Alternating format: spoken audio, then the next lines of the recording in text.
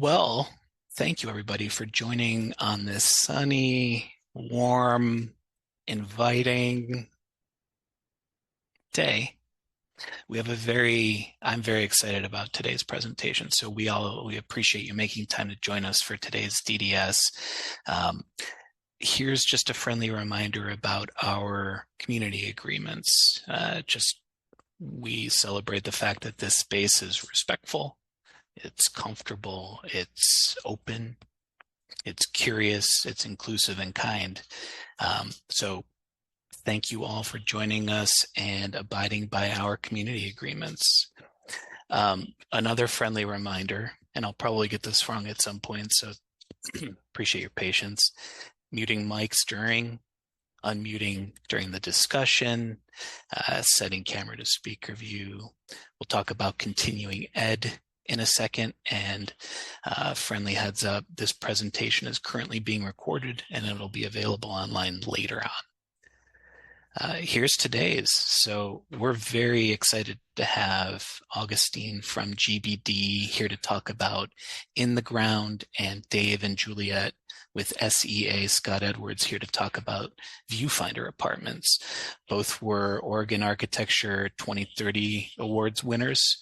So I'm really excited because they're intersecting with themes around sustainability and community in different but equally compelling ways. So thank you, all three of you, for making time to share your expertise with us. And also, I have to say this, please go to the AIA Oregon website to sign up for future events. There's more COTE Digital Design Series events coming up and a whole host of things coming up. So please go check it out. There's a lot of really interesting stuff coming up. For our friends in the audience who need or want continuing ed credits, here you go. So Kathy, if you can hear me, is it correct just for folks who need continuing ed to plunk their information in the chat and then you'll follow up with them? No, they don't need to do that. I will know who has attended, and they gave me their information when they signed up. So they don't have to do anything except put their correct name on the thing. Shout out to Kathy at AIAO, doing tons of work behind the scenes to make these sessions happen. And like I mentioned, In the Ground and Viewfinder, they'll touch on themes like biophilia, mental and physical health, green infrastructure, indoor air quality, accessibility and universal design, and commitment to place, which I'm most excited about, but through the lens of these two very unique developments. So here's what we hope to get out of today. And then finally, none of this would be possible without our sponsors. So thank you, Better Bricks. I will be keeping an eye on the chat. So if you have questions, please throw them in the chat. Augustine with GBD will go first and talk about In the Ground, and then we'll kick it over to Dave and Juliet at SEA to talk about Viewfinder. But if there are questions that come up that need to be addressed in real time, we'll figure that out. But put them in the chat. We will rudely interrupt our friendly presenters if needed, but there will be 15 minutes of Q&A at the very end. So with that, I am going to stop sharing my screen and hand it over to Augustine. Thanks, Augustine. Thank you. And maybe just so that I also get continuing education, even if I'm presenting? Yeah, I think so. Great, because I always get to the end of the year and spend my Christmas vacation filling out those things online. Okay. Let me share my screen here. And I think I'm in good shape. Yeah. Yep. And get this all set up. I think I'm in good shape. First, want to start out by describing In the Ground. It's a relatively modest sized building. It's 11,000 square feet. It's in rural Carlton, Oregon. So it's about 45 minutes to an hour southwest of Portland. And it's a 9-room bed and breakfast. So you can envision it as being kind of a relatively large house with 9 bedrooms that guests could stay in. But before talking about the building, interesting background here is just talking about the couple that retained us and their kind of view and mission in life. So they have it's Brenda and Frank Fody, and they have a a business they called The Ground, which is the overarching business entity that connects the farms that they have, the production of food through the farm, the distribution of food in a sustainable regenerative farm capacity, but then also its distribution through direct to market. There is some also wholesale marketing, as well as they own a restaurant and event center that also distribute food in a hospitable way. And then the other part of hospitality is guest accommodations, of which in the Ground, INN, the Ground, is their largest opportunity to host people. And they see all of those things as interconnected in the sense that, and it sounds sort of philosophical in nature, but taking care of the planet, taking care of each other and all the species on the planet are all an important aspect of what they do. So if you were doing only one of those things, they wouldn't be solving all of the elements. So they also have another kind of side tangent story, but they also have the viewpoint that if you can affect a lot of people at kind of the middle range of the population, so not the C-level sweet people, but the kind of middle of the road folks, that's how you're actually going to change the world, change the planet. So they talked about that very early on with us. And so the goal was to create a place that people could come to and have a transformative experience, that they're out there, they're eating really great food, they're around beauty, and that they're connected to the earth in a very literal way, that they're walking the farms, they're seeing the animals, and that's going to broaden their consciousness of what they talk about of planetary regeneration. So it was kind of these big ideas that they were chatting with us about. So in one of the very first meetings they had with us, they recommended that we on the design team read a book. And the book was called The Highest Goal. And in that book, they talked about the need and the passion for regenerative agriculture, but also that the planet is hosting all of us and our species, not just us, but bees and cattle, etc., and that we all have our path that we go on. And so in this book, it talked about the hero's journey and how we all go from being kind of innocent, we encounter obstacles, and we've got to break through those obstacles to get through life and become who we are meant to be in the end. So as we're talking about that in that very first meeting, then we had come up with a kind of a design metaphor that was, well, how great would it be if the building could also represent that you have this innocent drive up to the building, through a very beautiful pastoral landscape. You park your car, you get out, you approach the building, but the building is completely solid. No windows. You get to the building, you walk through the building, and the reference there was it's a solid wall barriers. You get through the building, you break through, and you have this really wonderful wow moment, the celebratory moment. And so the diagram to the left is about that. That's where the kind of core idea of the building came from. And then you actually descend into a third of the building is above grade and 2/3 are below grade. But so like just to set the framework of where the design ideas were coming from, it started with this philosophy of becoming a better person through life and the journeys that you encounter.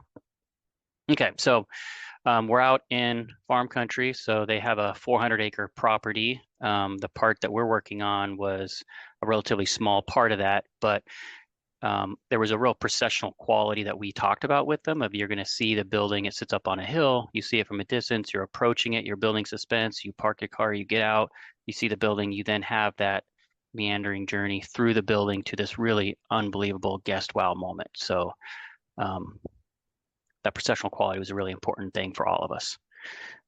It was also mentioned early on that, especially for this project, the idea of finding a agrarian language that made sense, that was appropriate to Carlton specifically. So we spent a weekend driving around looking at all the different types of buildings that exist in the area, especially the agricultural sheds. And there's 4 kind of typical buildings in the community. 2 are gables and the other 2 are shed roofs with and without eaves. And so we talked about that a while and really focused on this shed roof with eaves strategy, and the building kind of took off from there. There's an early rendering of the project, and a core idea was to take one of those agricultural shed strategies, make sure it was a contemporary and modern rendering of a very traditional building, but make sure that the building never dominated the landscape. As a gesture, a majority of the building, 2/3 of the building is actually underground. So there's about 3,000 square feet that's above. So the building is very recessive to the land. The land is intended to be the star of the show. The views from up there are incredibly beautiful. And so that's kind of what you're seeing here. You're seeing 1/3 of the building on top, primarily solid as you approach it. You work your way through it, and then you get the view to the valley beyond. You're also seeing here that the building has photovoltaics on the roof that provide about 25% of the energy the building uses in a typical year. Another really interesting part of the project is not just a majority of the building being underground, but a majority of the site being replanted with wildflowers. So the whole building sits in a wildflower meadow that actually they have deer and cattle that kind of roam the land. So if anybody ever had the opportunity to stay out there, you would see cattle walking right up to the building face, deer as well. It's kind of an interesting vibe up there, but the building really sits within the landscape in a very subtle agrarian way.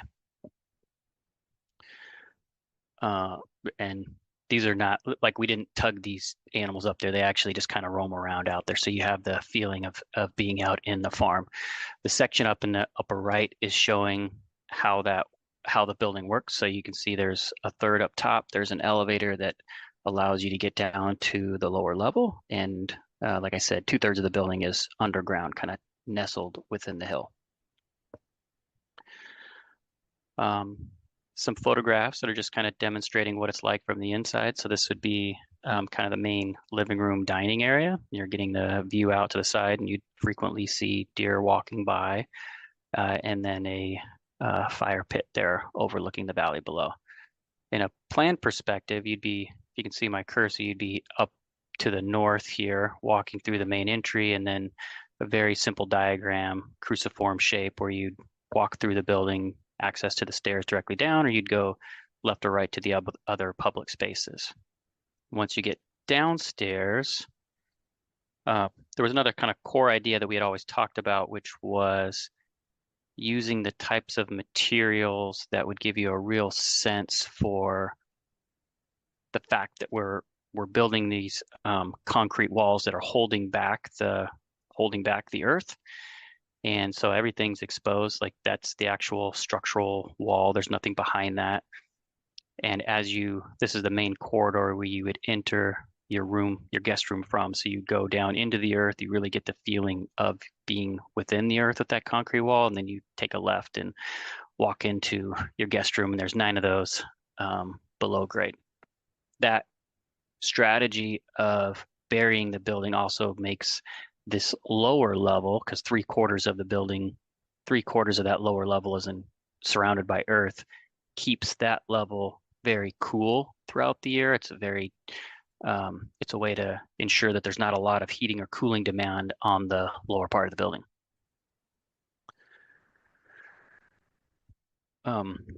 Here's a sectional cut through the building, so you can see that earth shelter design stabilizes the building temperatures. On top of the building, you've got those photovoltaics. There's a really energy efficient HVAC system that is tied to a series of created ponds. So they, because it's a valley, they've created a series of ponds down the valley slope from here. And so that water is a very consistent temperature. That water gets pumped up to what we call the water barn. So it's gray water, but that water gets up into a tank. We use that tank as a heat sink that as a heat rejection system. So as the air conditioning, especially when it's heating or cooling, we use the water tank there to distribute excess heat into that, so we can then use that to cool the building. So the building is very energy efficient in that sense. I think it is 85% carbon emission reduction from the 2030 baseline. I can see I got a few minutes left here, so I'll just flash through a couple more images. The building, as I said, it sits up, the valley would be down to your bottom right. Here's the wildflower meadow that's parked up on top. Where a guest would actually stay would be directly below all of these wildflowers that you're seeing in the front. Kind of an easier way to see it. This was a we need to get a photograph of this. This is an early rendering, but this is the way you got a third of the building up on top and then 2/3 down below. And you can see the way that those two, they kind of interlock there with that elevator going down. And then guests get a really tremendous view from their guest room, kind of looking directly out. And you, again, if you were to stay there, you might have cattle kind of walk right up to your guest room down below. A couple nighttime shots. This would be all guests have access to these. This is a library that fronts a meadow field to the north part of the site. You'll also see another core idea was there aren't a lot of really precious materials on the ground. So the idea here is that guests could feel very comfortable taking off their muddy work boots if they're on the farm, come in, walk around a concrete floor instead of having really, really finished surfaces. So the idea was you could come home and feel very comfortable just kind of removing your boots and walk around in your socks or barefoot if you like. That was a kind of core strategy the owners asked us to take a look at. And there's the last slide. Kind of a evening shot there, out there next to the field overlooking the valley. That's what I had, Matt. Augustine, you were very punctual. There's plenty of time. Dave, I see you and Juliet. No questions in the chat, but I'm just curious, off the top of your head, you mentioned 85% EUI reduction. Do you know how that stacked up to like the actual versus the modeled? Was that better? Was that worse? Was that right on? We have some of that data, but the building, they haven't got up to kind of a typical, let's say, occupancy rate yet. So the first handful of months after it opened, they didn't do a lot of marketing ahead of time. So they kind of opened it up and they didn't have a tremendous amount of occupancy. Now they're doing pretty well in terms of occupancy. So we thought we would do that in 2025 to kind of see how our EU was actually stacking up with projected volumes. One interesting thing, and I guess this is also another, it's for everybody on the call. There's an interesting difference between bed and breakfast and hotels. Bed and breakfast, especially, they have very low, you can only serve breakfast. You can't serve lunch or dinner. So just kind of by what it means to be a bed and breakfast. So you don't have many of the same energy inputs that you would have because breakfast is a really light meal in and of itself. So inns, bed and breakfast, tend to have relatively low EUI because they're not occupied at the same rate a house would or even a hotel. While we're here, Augustine, David in the chat is asking, do the guest bedrooms face south? The guest bedrooms face southeast. But they do have a pretty deep overhang. If you, maybe in one of those images you saw, that patio space is 8 feet deep. So there's very limited amount of direct sunlight in summertime when their heat gain would be high. Well, aside from the rowdy neighbors, the cattle and the deer, I'm just kidding. That was fabulous. Thank you, Augustine. We'll come back to a deeper Q&A at the very end with a lot of intermingling cross-pollination with you, Dave, and Juliet. But Augustine, Dave, I think this is the point where we hand it off to Scott Edwards. Right. Well, thank you. So my name's Dave Mojica. I'm with Scott Edwards Architecture, and Juliet and I are here to share our project Viewfinder. So go ahead and get us started here. Okay. Can everybody see the? Yes. Okay. Thank you. Okay, great. So Viewfinder is an affordable housing project located in Tigard Triangle. This was done for Community Development Partners. They are an affordable housing developer, and it was Earth Advantage Platinum certified. And on the kind of sustainability kind of design partnerships, Interface was our MEP design engineer, and Randy Feldhaus did a lot of our solar, which was a kind of critical part for us from our sustainability studies. For those of you that aren't super familiar with the Tigard Triangle zone, it's an interesting area because it is an area that has kind of been historically single-family residential, that is being transformed into more kind of high density urban zone. This was in part due to the proximity of what, for many, many years, people have been anticipating an extension of the TriMet Transit train line. That has yet to happen, but theoretically, one day it will happen and it will be very close to the site. So part of the reason that the site was selected by community development partners is due to its proximity to transit and amenities. So there's a series of kind of daily amenities that are close to the site. It's a critical component of affordable housing, and transit-oriented development is very critical because a lot of the residents in affordable housing they come to these places without cars and vehicular modes of transportation. But in addition to that, from the design team side, we found it a really fascinating area because of its connection to resident services like the Good Neighbor Center, accessibility to the Tigard Library, other kind of like smaller cultural institutions in the kind of greater Tigard area.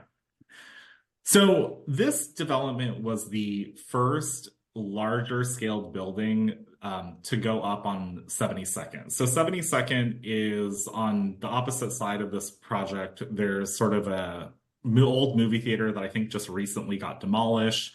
And it's actually a very inactive neighborhood group of single family residential. It was kind of fascinating to design a 6-story building and go to the neighborhood meetings and see such small turnouts of like two people, and they kind of don't really care.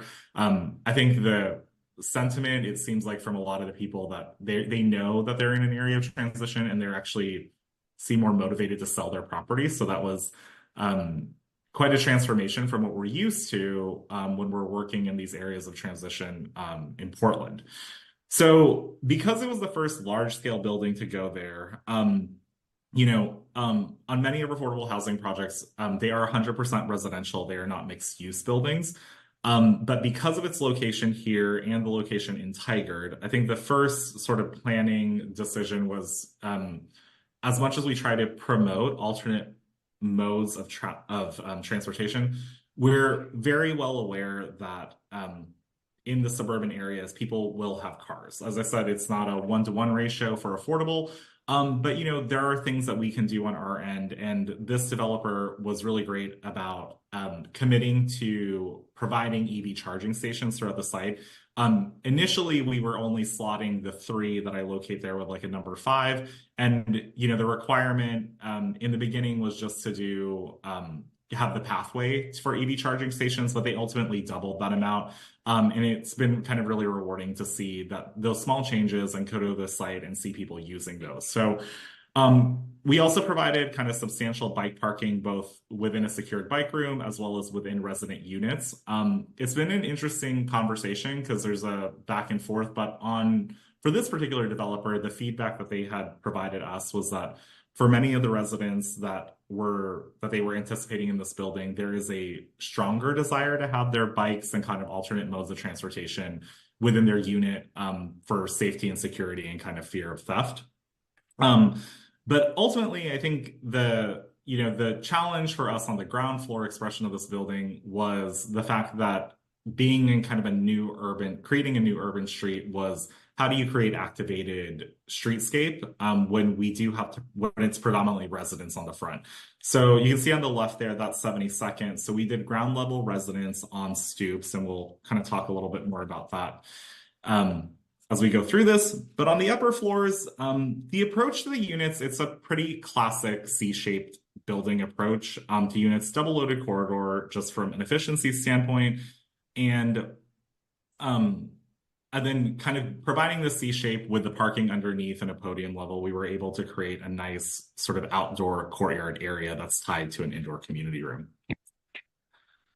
So I think that kind of covers just the general basics of the layout of the project. But I think when we talk about sustainability and the connection and, our firm commitment to sustainability, I think it first really begins with creating a connection to nature.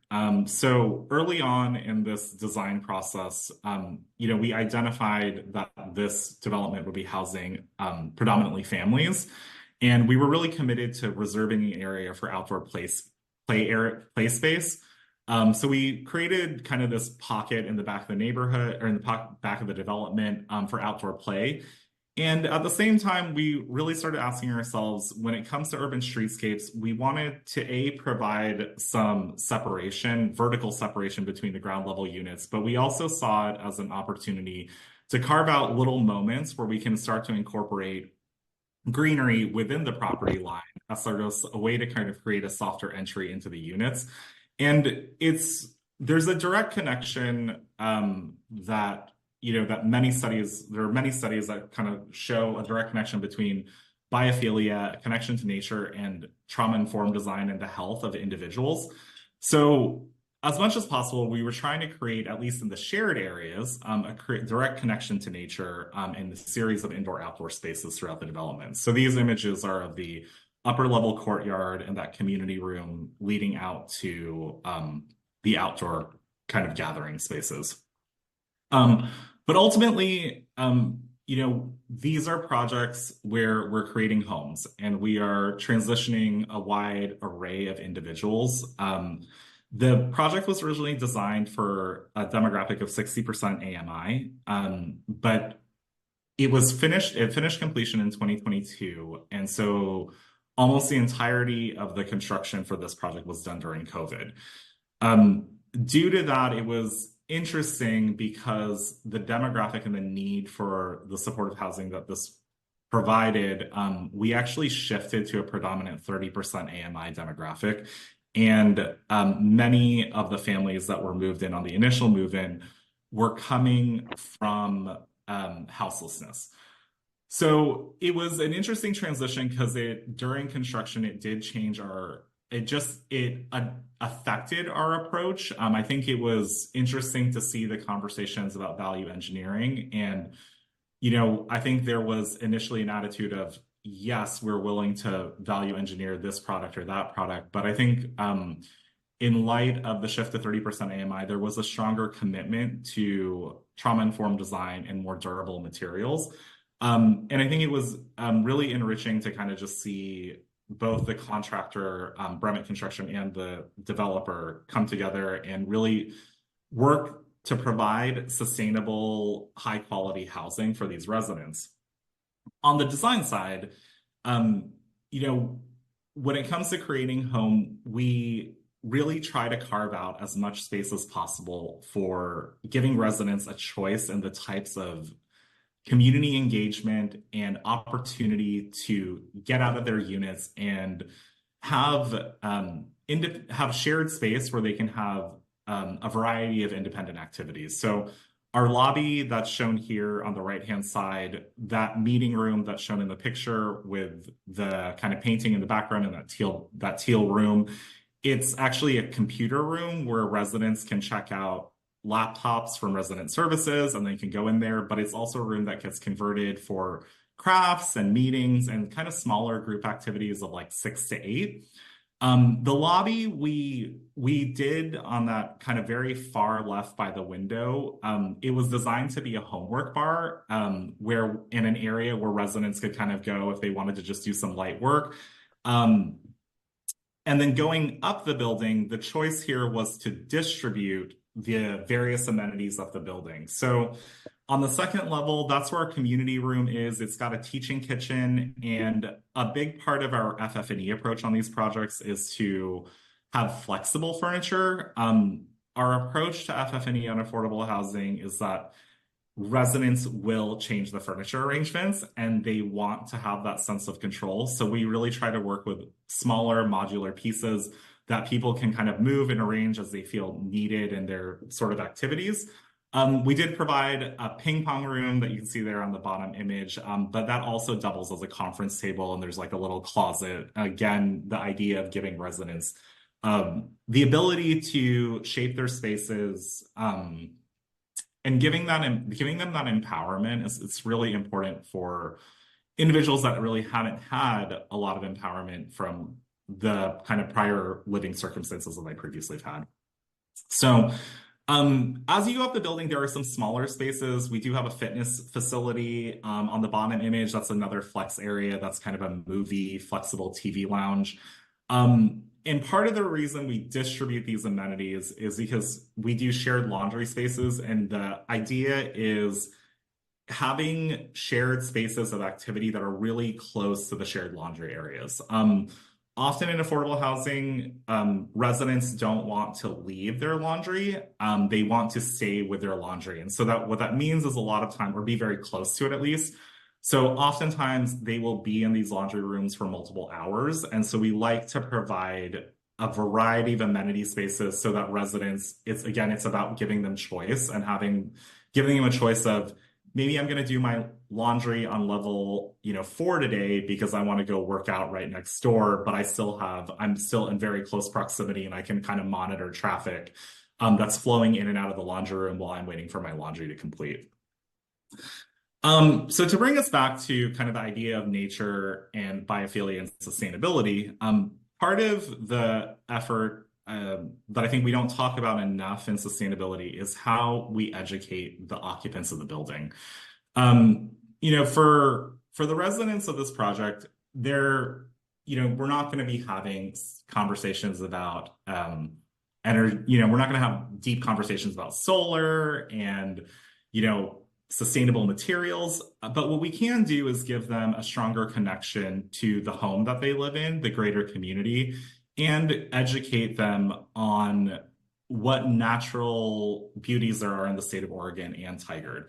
So the design team partnered and solicited to multiple artists, and we partnered with a Native American artist from the Grand Ronde tribe, a collage artist, local collage artist living in Tigard, and a photographer that was from Tigard. And we created a body of work that has kind of a different nature theme or Tigard theme, floor by floor. And part of this strategy was to encourage residents to go from floor to floor, because part of creating community is just creating familiarity with your neighbors. And we wanted to give residents an opportunity to kind of flow from floor to floor and explore and kind of discover not just the building and the new home they're in, but through the artwork, discover opportunities for them to further explore outside of Tigard. So the collage artists actually worked with the residents in this photo to kind of create some of these collage pieces that got installed both at a very large scale. And they've got little kind of remnants of specific places in Tigard, and all of the art pieces have little plaques and stories of what the image is of, so that residents can go there and visit it. And that's sort of the hope. And resident services was provided sort of a map and a guide so that they could inform residents if they saw something in a photo, like where was this image of a deer taken, they give them the information. It's like a 30-minute car ride away or a 15-minute bike ride away.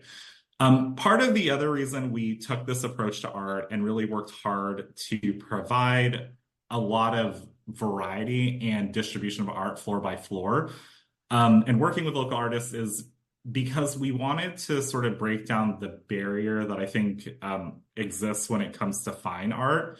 I think a lot of times, for residents that are coming from vulnerable populations, they're not as comfortable going to an art gallery, and we wanted to give them the opportunity to sort of enjoy art, learn about their community, and enjoy nature in a setting that's really comfortable, and for them to have an opportunity to kind of be very prideful in the place that they live.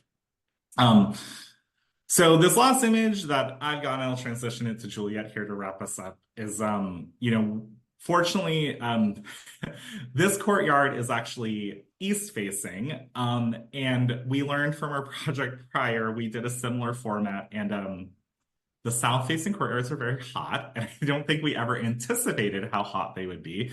Fortunately, this site and our programming, it provided us an opportunity to really have more passive shading opportunities.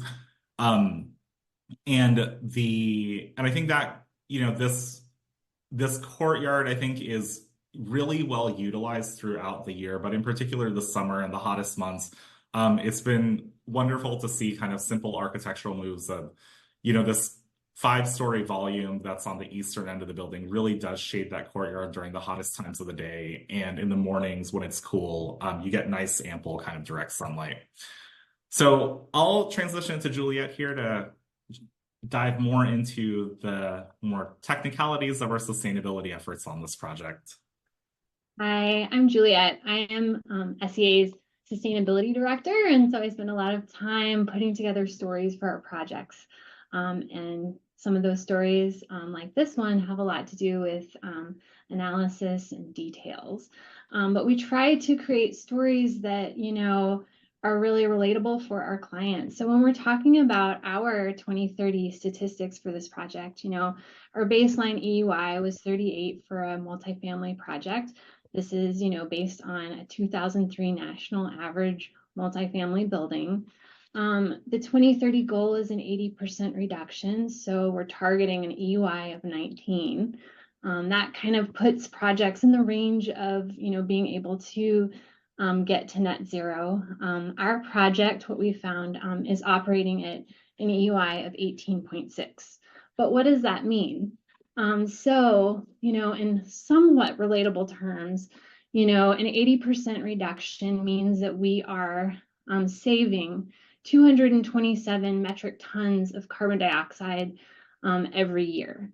And that translates to either 54 cars off the road each year or 30 homes energy use for a year. So that's kind of, what our 2030 story is for this project. Next slide.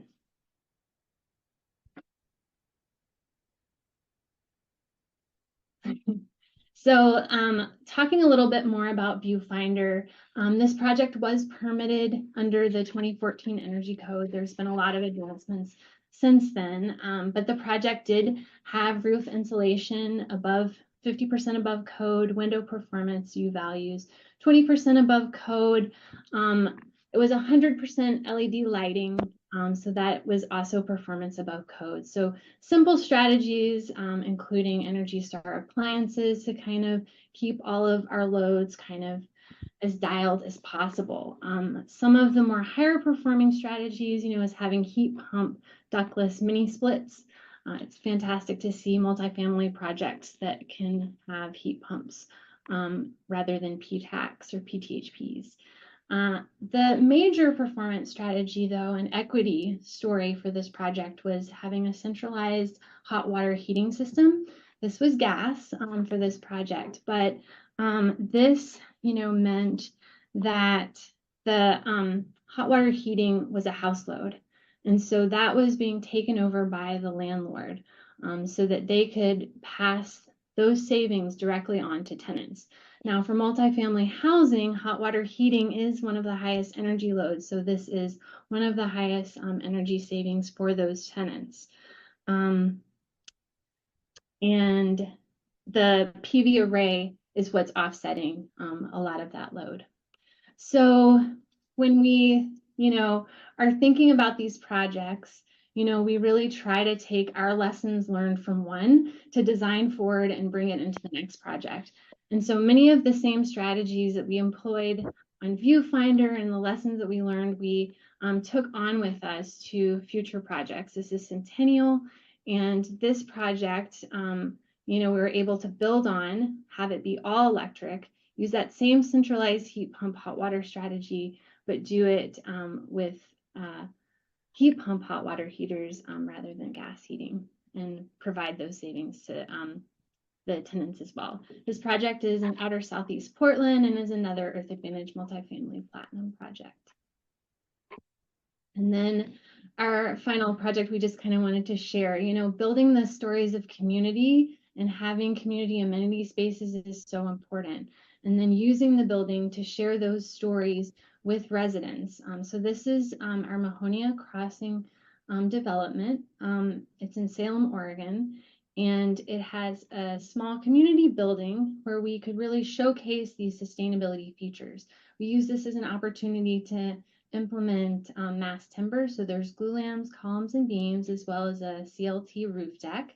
And then that begins to kind of translate into this tangible natural material that, our residents can interact with on the ground level. And then up above, when they go up into their units and are looking down on this butterfly roof you see here, they will be able to see this extensive PV array covering the entire roof that is offsetting the energy use for this to net zero. final slide.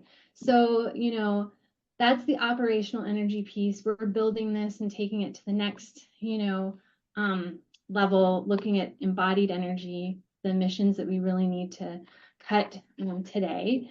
And so we took, the lessons learned, going through analysis, for energy, employing those, looking at the embodied energy. So this is our first life cycle assessment, small project. And we used Tally to perform, just a basic assessment for this project. You'll see the benchmark that we used was from the AIA's COTE Top 10 Super Spreadsheet, and they get that from, I think, the CLF as well as MIT Institute of Technology reporting. And so we use that to compare the carbon intensity for a typical public assembly building like this, which would be about 79 pounds per square foot, to what our project with CLT, deck, wood studs, glue lambs would perform, and we see some savings. And then we just wanted to check and see what does that look like if it was light framed, versus having steel framing. And so you can kind of begin to see some of those differences.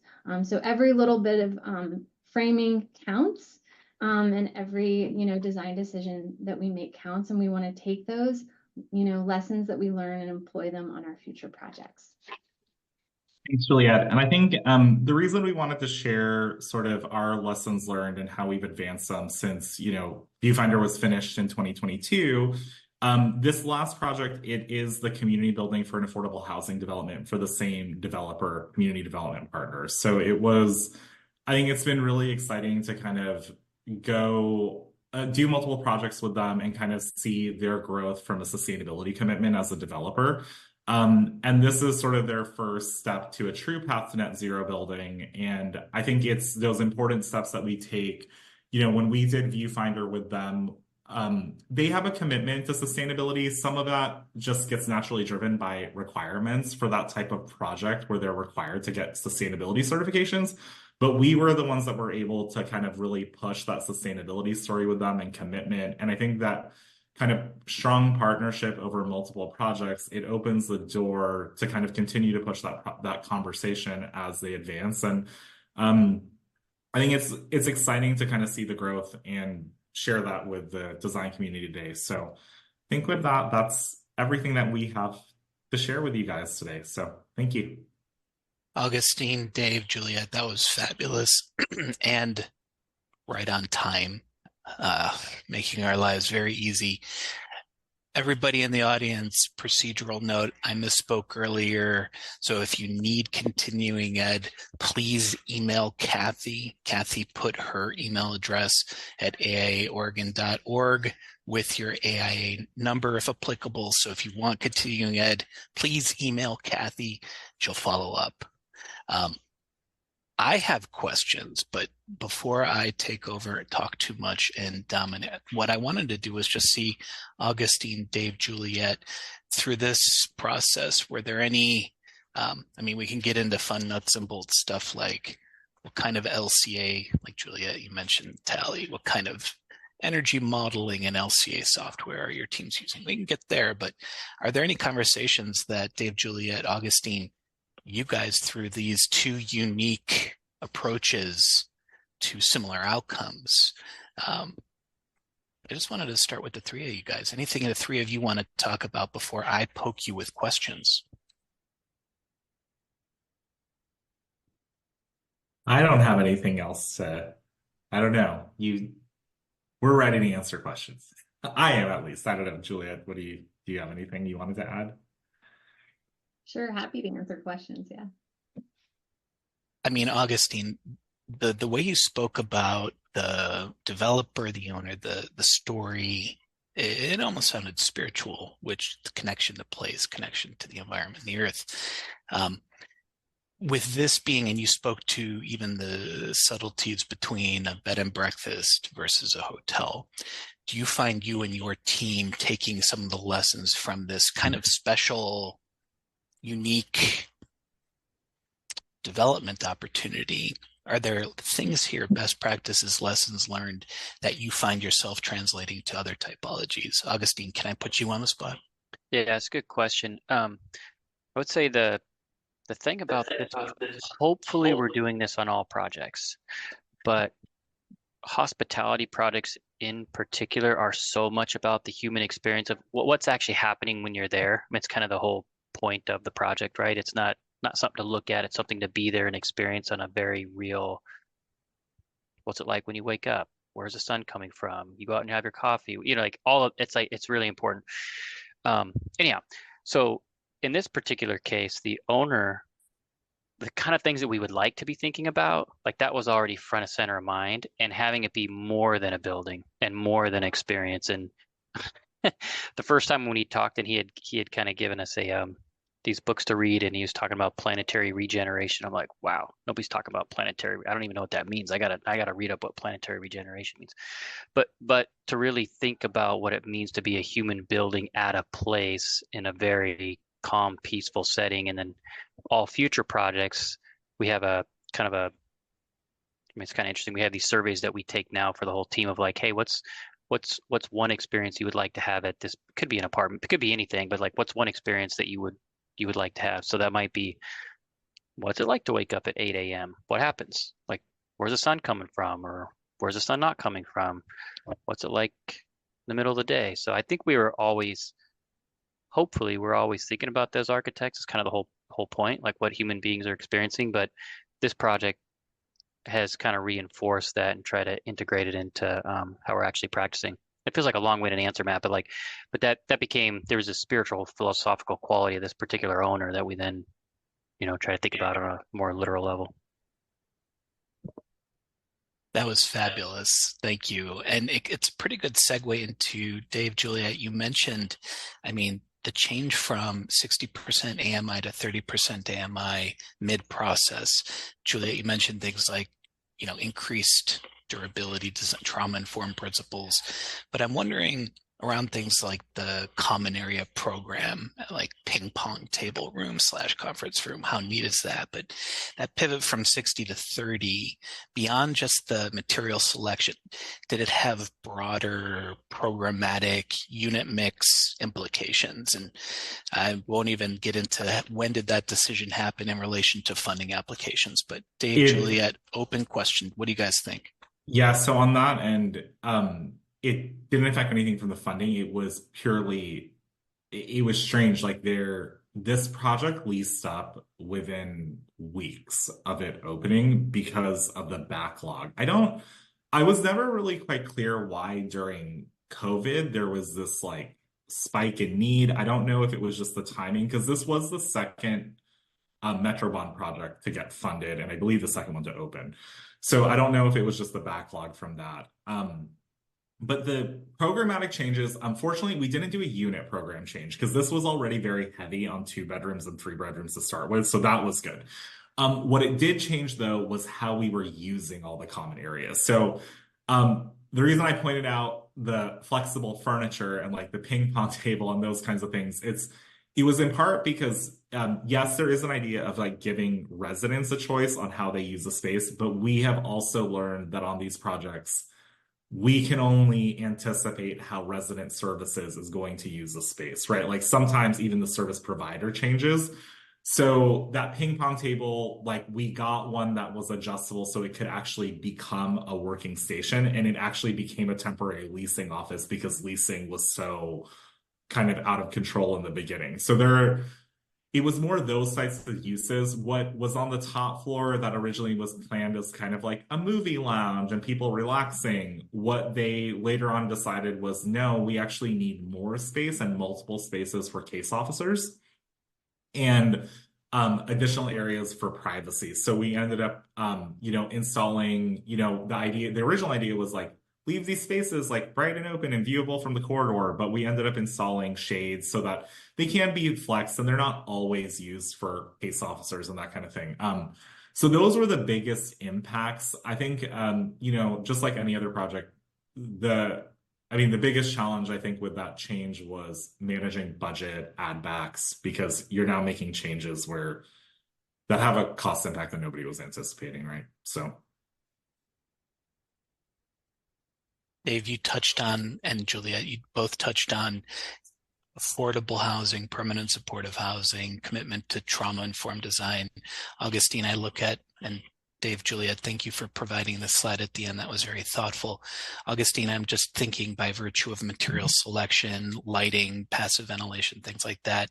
It may have been more indirect, but I assume there were a lot of, maybe it's more contextualized as biophilic than trauma-informed, but this connection to the environment, to the cattle, to the deer.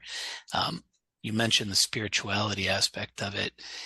Are there any, maybe this is a reach, but the trauma-informed conversation Dave and Juliet were just having on Viewfinder, did you find, whether explicit or implicit, some of those same things like material selection or systems integration? Kind of an open-ended question, Augustine, but does any of that make sense to you?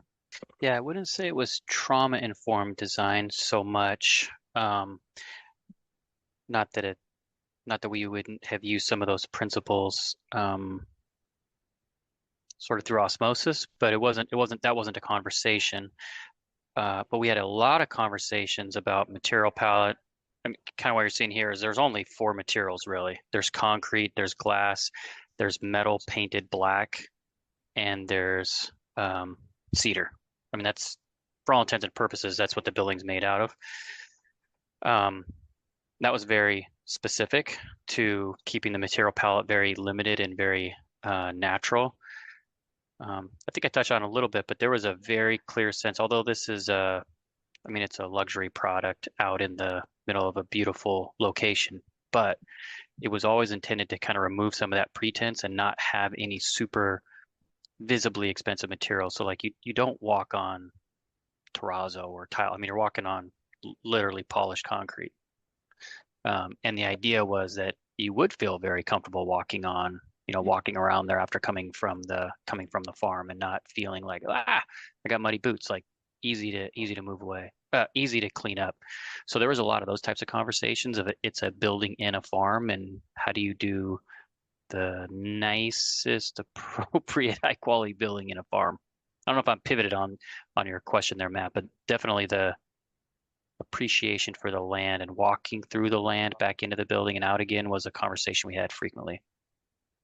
I think Augustine, with what you're saying, it's interesting because I feel like there's some of us I think would say that sustainable design and trauma-informed design is just good design, right? And I think it was wonderful to hear Augustine's presentation and sort of the dialogue between nature and the indoor spaces, because so much of it translates whether you're saying those words or not. I think the attention to natural light, I think on the trauma-informed design side, we're trying to provide natural light in all spaces, including common corridors, having light at each end, so that there's that constant connection to nature. There are a lot of studies that say that prove that residents are healthier when their units face some sort of natural environment. So that was part of the reason, obviously in this project and Augustine's project, you have that luxury of that view everywhere. I think on the Viewfinder project, that's where on urban projects, like we look for every moment we can do that. And that was part of the decision of pulling back those unit entries to provide that little moment where there will be greenery and treescape and kind of provide some natural screening for those residents that are on grade. So I don't know. I find it fascinating that overlap for 2 very different projects, whether you're using the words or not. So. Hey, building on that line of thinking, like you just said, Dave, 2 very different buildings, but very similar themes executed in equally compelling ways. I'm curious about what you just said. Both of these are integrated into the urban and natural context so effectively. And Juliet, you touched on this too. This balance of you went through all this effort to find artists to create all this fabulous collage artwork on each floor to encourage cross-pollination amongst floors, which during COVID, I imagine was even that much more important. But I'm wondering, and maybe starting with Dave, Juliet, conversation with CDP, balancing that cross-pollination, that integration, that community, and on a affordable housing development with concerns around maybe security. So balancing those two things. Were there some conversations with CDP? Can you elaborate on the security concern again? Just going through that question a little bit more. Well, maybe you just answered it. Maybe CDP is comfortable with residents going everywhere, but thinking about things like card control, just that delicate balance of community and security. So with our conversations regarding security, it was interesting because there's another affordable housing developer that we work with, and they don't want residents going from floor to floor, right? That's sort of the approach. With this one, for CDP and the resident services, their biggest concern was preventing intrusion from the exterior and limiting residents from having the opportunity of providing I'm trying to say this politically correctly. There is a challenge with some of the vulnerable population of, there's a challenge with drug abuse, right? And so there was concern about fire egress access being used as an area of letting people in the building that don't live there, those types of things, not necessarily intrusion from theft. So the security component really came into play with limiting the number of sort of hidden spaces that don't have visibility from resident services and aren't in high traffic areas, and increasing security cameras and footage and kind of other security measures with door hardware in those zones, so that we can't limiting the ability. I think on our egress exits, like we removed door handles on the outside so that it was kind of only used as an exit only. In regards to the floor to floor and kind of in this investment of artwork, what we've historically found is that large scale artwork is typically not tampered with. We were sensitive to it on the larger pieces, and instead of doing, I think, painted murals are really popular. They're wonderful. They have a texture that you can't get from a printed piece. But part of the reason we did the printed ceramic was because paint can literally just be wiped off. So, there's that level of kind of attention there. With the artwork, it was a little bit of a gamble because it was framed artwork. And I remember we had a conversation of like, are people going to steal the pieces and just like take them off the wall and bring them to their home? It hasn't happened. I think that for a lot of the residents, they're really happy and prideful to be in the place. And I think especially, for those first residents, part of the reason the community cross-pollination is important is because there are residents in those art pieces and in those photos. And I think just that kind of knowledge and that kind of connection back to the building and pride. I don't know, maybe I'm a little idealistic, but I like to think that, one kid points out to a neighbor, like, that's me in that photo. And, that neighbor isn't going to destroy the photo. So, or that's the hope at least, right?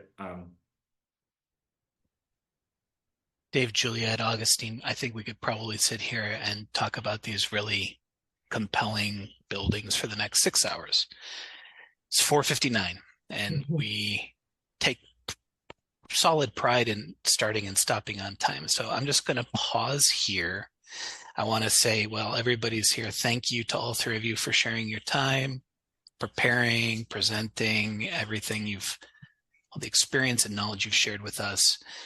There's one more question in the chat. Would you guys be willing to hang around for another 4 minutes and we can talk about that one? Yeah? Thumbs up, Augustine? Sure. Fabulous. Aurora's asking, sweet spot in terms of number of people to create a flourishing community, because both projects create two very different sizes, but strive towards those goals of community. So Augustine with 9 units and common spaces, in terms of scale, size, and acknowledging your point earlier that, maybe they haven't gotten a lot of that feedback yet, but how does that feel to you and the development team? God, that's a good question. I'm not sure what the right number because bed and breakfasts are inherently transient. It's like the people come, although I do think people come every year. It's the kind of place where people would come every year. So the community is a little different in that sense. Yeah, it's a good question. I don't really think I know what's the right number of people. Yeah, I think every scale of project provides a different opportunity on how you look at community and how we can respond to it as designers. I think, on Augustine, on the project that you presented, even with just 9 units, I think it's something that's more personal. There's an interesting like opportunity for exploration that's very much detail oriented on the interior spaces, and it's an interior opportunity that when we're trying to maximize efficient housing, like that level of exploration on a unit, we're not going to get that opportunity. But what we do get a great opportunity on this project, which was like a 60+ residential unit or residential building, you get the opportunity to shape interaction in the common spaces. And that was really what we were able to explore on this. But then you take that at a bigger scale. I think after this, it was interesting to see attention really during COVID transition to suburban areas and multi-building kind of walk-ups. The opportunity is different there because then you can create an opportunity of community and how do buildings next to each other respond? Like, are you creating porches where like neighbors can sit out and have a coffee in the morning and see, their neighbor's kid playing outside? So I think community, I think it's more the opportunities change and we have to look for them as good designers. And I've read some studies that talk about community, as being something that works well up to about 150 people. And so I think what is really impressive or important, or a strategy I see in both of these projects is how you break that down so that there's different types of community spaces within each of these that can serve different, sizes, so you can have that big open courtyard or that big, green roof area that I imagine, some of the bed and breakfast folks wander out onto and, have an event, but also that you have those smaller scale, spaces up above, for having smaller groups of community. And so being able to have all those different clustering groups of community, I think continues to foster like, the overall community, someone, a meeting with someone in this small room, in the small space, but they know the person who lives upstairs on the 5th floor. So, yeah. Dave, Juliet, Augustine, that was fabulous. Thanks again for everything you shared with us. Congratulations on the well-deserved awards. A couple of the comments are pouring in. Clearly very thoughtful, intentional, successful processes and end results. So thank you, the three of you. Kathy, shout out to you for everything you do behind the scenes to make these things happen. And to everybody in the audience who stuck around for an extra 4 minutes, thank you. I hope you all have a very nice evening. Enjoy the weather. Any parting thoughts from Dave, Juliet, Augustine before we peel off? Thanks for having us. Yeah, thank you. Yeah, thank you. Thanks, everybody. Bye.